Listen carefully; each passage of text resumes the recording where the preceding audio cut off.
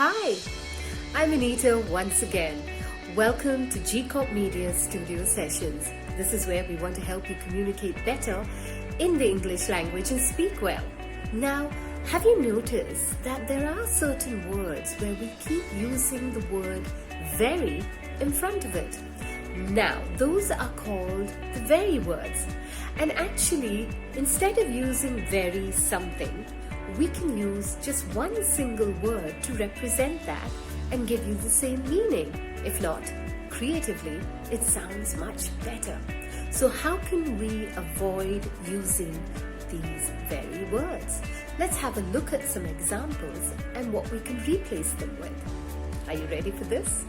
Very words we're looking at today. So your first word is, I'm very afraid. I'm very afraid.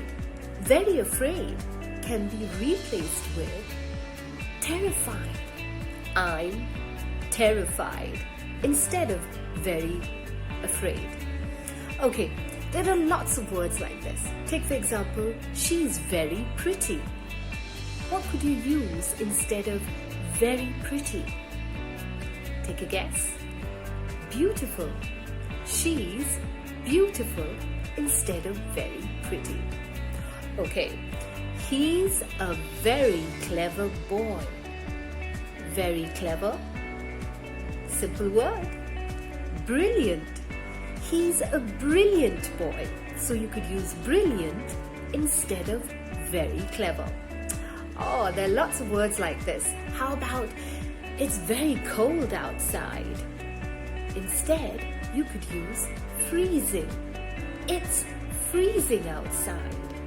There you go. Replace very cold with freezing. Okay.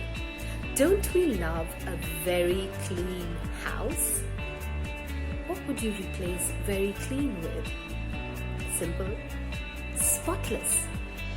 Don't we love a spotless house? Spotless represents very clean. Okay. After a good game or exercise, we feel very hungry. Very hungry? You could replace it with ravenous. I feel ravenous. Alright, after a hard day's work, I feel very tired. What's the word that could replace very tired? How can you avoid very tired? I've got the word exhausted. I'm exhausted after a hard day's work. So very tired. Instead, you could use the word exhausted. Alright, lots of words like this. It's really simple if you think about it. But these are common words. Like for example, I have a dry throat. A very dry throat. Very dry, I could use parched. I have a parched throat. Or let's take, it's very old. The Egyptian pyramids are very old. Instead, you could use ancient. The Egyptian pyramids are ancient. That means the same as very old. Okay, how about very small? You could use tiny instead. Or very big, you could use immense or huge. And how about very tasty? Delicious. Oh, that was delicious instead of very tasty.